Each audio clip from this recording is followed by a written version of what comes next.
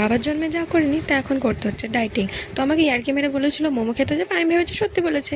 আমি তো জানি না মোমোতেও ফ্যাট ম্যাট এত কিছু থাকে, আমি জানতাম স্টিম। তো ঝগড়া করে যাই হোক কোনো রকমে গেলাম মোমো খেতে। তো তার আগে গেলাম মায়ের বাড়ি, তো মিষ্টি দই মা দিয়েছে খেতে।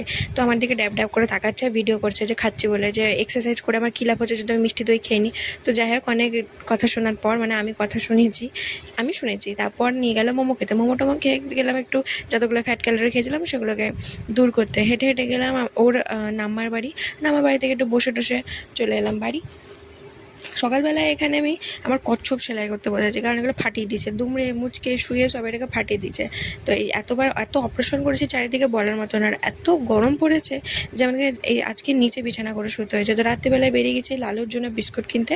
তো লালু আমাদের পাড়ার একটা কুকুর, ওর বিস্কুট শেষ হয়ে গেছে। তো আপাতত রাত্রিবেলায় এই পেলাম, তো ওর জন্য বিস্কুট কিনে ও যতক্ষণ বিস্কুট খাচ্ছে ততক্ষণ তো ভিডিওটা লাইক করে